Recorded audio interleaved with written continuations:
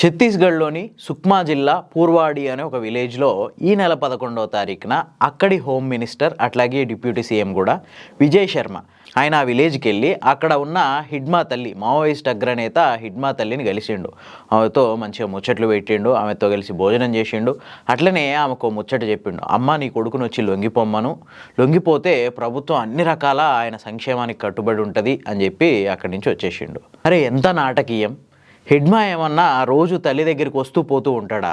ఆమె నచ్చ చెప్తే అతను వింటాడా? ఇది జరిగిన సరిగ్గా వారం రోజులకి ఏపీలోని అల్లూరి సీతారామరాజు జిల్లా మారేడుమిల్లి మండలం ఎర్రబోరు అనే ఒక విలేజ్ దగ్గర హిడ్మా, అతని భార్య, ఇంకో 4-5 మావోయిస్టులు అక్కడ ఎదురుకాల్పుల్లో చచ్చిపోయారు అని చెప్పి కేంద్ర ఇంటెలిజెన్స్ ప్రకటించింది. లొంగిపోవడం కంటే చావే మంచిది అనుకున్నారో ఏమో మరి వీళ్ళంతా. హిడ్మా మరణంతో భారతదేశంలో మావోయిస్టు ఉద్యమం దాదాపు అంతరించిపోయినట్టే అని చెప్పి కొన్ని వాదనలు వస్తున్నాయి. అసలు ఇంతకు హిడ్మా ఎందుకింత ప్రత్యేకం? ఆయన పుట్టుపూర్వోత్తరాలేంది? మావోయిస్టు పార్టీలో ఆయన చేసిన పనులేంది? మావోయిస్టు ఉద్యమం ఎందుకింత బలహీనపడిపోయింది? ఒకసారి ఈ వీడియోలో చూద్దాం. వీడియో కంప్లీట్గా చూడండి, నచ్చితే లైక్ చేయండి. మరిన్ని ఇట్లాంటి మంచి వీడియోల కోసం ది ఫోర్త్ ఎస్టేట్ ఛానల్ని సబ్స్క్రైబ్ చేసుకోండి. 1981లో అప్పట్లో మధ్యప్రదేశ్ రాష్ట్రంలో ఉన్న సుక్మా జిల్లా పూర్వాడి అనే విలేజ్లో హిడ్మా జన్మించిండు. ఇప్పుడు ఆ ప్రాంతం ఛత్తీస్గఢ్లోకి వచ్చేసింది. హిడ్మా 17 ఏళ్ల ఏజ్లోనే మావోయిస్టు ఉద్యమం వైపు ఆకర్షితుడయ్యిండు. అంతేకాదు అత్యంత వేగంగా మావోయిస్టు పార్టీలో ఎదిగిండు. మావోయిస్టు కేంద్ర కమిటీలో సభ్యుడయ్యిండు. పీపుల్స్ లిబరేషన్ గెరిల్లా ఆర్మీ ప్లాగ్లో ఒక బెటాలియన్కి తన నాయకత్వం వహిస్తుండు. మరియా అనే ఒక గిరిజన తెగకు చెందిన హిడ్మా బస్తర్ అనే ప్రాంతం నుంచి ఉన్న ఏకైక అగ్రనాయకుడు మావోయిస్టుల్లో. హిడ్మా ఇంగ్లీష్, హిందీ, గోండు, తెలుగు, బెంగాలీ, కోయ ఇట్లాంటి ఒక 6-7 లాంగ్వేజ్ల్లో అనర్గళంగా మాట్లాడగలుగుతాడు. చాలా పట్టుంది.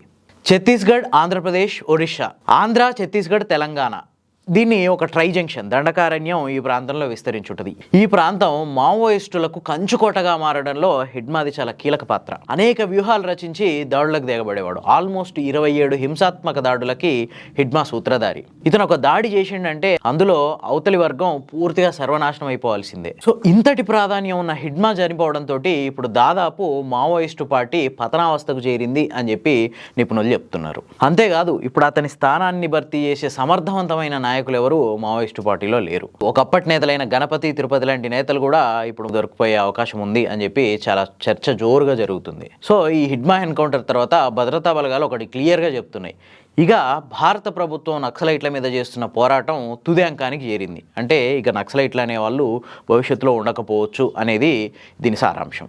అసలు ఎందుకు మావోయిస్టు పార్టీ ఇంత పతనావస్థకు చేరింది? ఒకప్పుడు భారతదేశంలో మావోయిస్టు పార్టీకి విపరీతమైన ఆదరణ ఉంది. అంతేకాదు ఈ దండకారణ్యం అంటే మావోయిస్టులకి పెట్టని కోట. అక్కడ ప్రజాస్వామ్యయుతంగా ఎన్నికైన ప్రభుత్వాలతో పాటు సమాంతరంగా మావోయిస్టులు పరిపాలన సాగించారు. అట్లాంటి ప్రాంతం ఇప్పుడు ఎందుకు ఇట్లా అయిపోయింది, మావోయిస్టు రహితంగా ఎందుకు మారిపోతుంది అంటే ఒకటి కారణం. చాలా చెప్తారు, భద్రతా బలగాలు విపరీతంగా సమర్థవంతంగా తయారైనవి, వాళ్ళు మారుమూలల్లోకి వెళ్ళి కూంబింగ్ చేస్తున్నారు, మొత్తం ఏరి తెస్తున్నారు, జల్లెడబడుతున్నారు, ఇట్లా రకరకాల కారణాలు చెప్పొచ్చు. సమర్థమైన భద్రతా దళాలని ఎన్ని రకాల కారణాలు చెప్పినా ప్రధానమైన కారణం ఒకటి ఏంటంటే మావోయిస్టులు అక్కడ ఉన్న ప్రజానీకానికి దూరం అయిపోతున్నారు, ప్రజల్లో ఆదరణ కోల్పోతున్నారు. మావోయిస్టుల అవసరం ప్రజలకు ఇప్పుడు లేదు. ఇది అసలైన విషయం.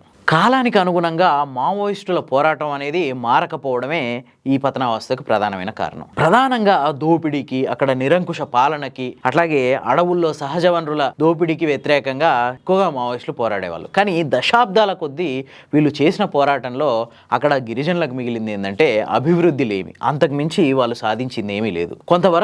కొంత భూస్వాములు ఇట్లాంటి నిరంకుశ పాలన, ఇట్లాంటి దోపిడీల్ని కాస్త మావోయిస్టులు అరికట్టగలిగినా మిగతా సమాజంతో పోలిస్తే మేము ఇంకా వెనకబడిపోతున్నాం, దానికి కారణం మావోయిస్టులే అన్న బలమైన భావన అక్కడి ప్రజల్లో రోజుకి ఎక్కువైపోతుంది. మిగతా సమాజం అంతా ముందుకెళ్ళిపోతుంది అభివృద్ధి విషయంలో కానీ, సాంకేతికత విషయంలో కానీ. అసలు ఎలా ఒక నెట్వర్క్, ఒక సెల్ ఫోన్ సిగ్నల్ కూడా పనిచేయని అడవుల్లో ఎట్లా ఈ మావోయిస్టులు పోలీసులకు చిక్కుతున్నారంటే ప్రధానమైన కారణం ఇన్ఫార్మర్లు. ఎందుకు ఇన్ఫార్మర్లు రోజుకి పెరిగిపోతున్నారు అంటే బేసికల్గా అక్కడ ఆ అవసరం తగ్గిపోయింది, మావోయిస్టుల అవసరం తగ్గిపోతుంది, వాళ్ళు వేరే విషయాల వైపు ఆకర్షితులవుతున్నారు. సో దానివల్లనే ఈజీగా వీళ్ళ ఇన్ఫర్మేషన్ అనేది పోలీసులకు చేరిపోతుంది. సో ఇదంతా అక్కడ ప్రజలు ప్రజల్లో మావోయిస్టుల ఆదరణ కోల్పోవడం వల్లే జరిగింది తప్ప ఏదో మొత్తం ఇక్కడ సాధించిన విజయాలు ఏమి, భద్రతా బలగాలు సాధించిన విజయాలు ఇట్లాంటిది మొత్తం ఇదంతా ఏంటంటే ఇన్ఫార్మర్లు అనేవాళ్ళు రోజు రోజుకి బలం పెరిగిపోవడం వల్ల ఇట్లాంటివి జరుగుతుంది.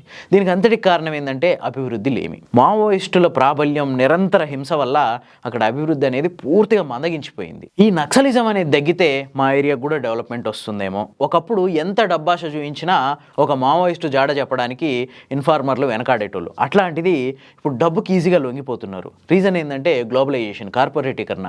ఇప్పుడు డబ్బుతో సాధించలేదు ఏమీ లేదు అన్న విశ్వాసం ప్రజల్లో పెరిగిపోవడం, ఇవన్నీ మావోయిస్టు పార్టీ పతనానికి ప్రధానమైన కారణాలు. ప్రధానంగా దండకారణ్యంలో అభివృద్ధి లేమి, మిగతా నాగరిక సమాజానికి మేము దూరంగా ఉండిపోతున్నాం అనే భావనే ప్రజల్లో మావోయిస్టుల విషయంలో కొంత వ్యతిరేకత పెరిగింది. ఇప్పటికీ చాలా మారుమూల ప్రాంతాల్లో మౌలిక సదుపాయాలు లేవు, రోడ్లు లేవు, కరెంటు సరిగ్గా లేదు, చదువుకోవడానికి సరైన స్కూల్స్ లేవు, పిహెచ్సీలు ఏర్పాటు చేసినా అక్కడ సరైన వైద్య సదుపాయాలు దొరకట్లేవు. ఇట్లాంటి పరిస్థితులే గిరిజనులు మావోయిస్టు ఉద్యమం పట్ల విరక్తి చెందేలా చేసినాయి. ఎప్పుడైనా ప్రజలు దేన్ని సమస్య అని భావిస్తున్నారో దాని మీద కొట్లాడే ఉద్యమాలకే జీవం ఉంటుంది.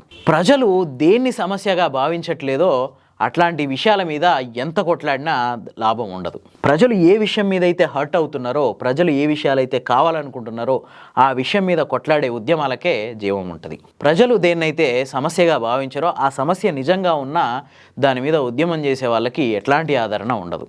భారతదేశంలో మావోయిస్టు పార్టీ పతనం చూస్తే ఇదే అర్థమవుతుంది. ఇది కరెక్టేనా? మరి మీకేమనిపిస్తుంది? కామెంట్స్ రూపంలో మాకు తెలియజేయండి.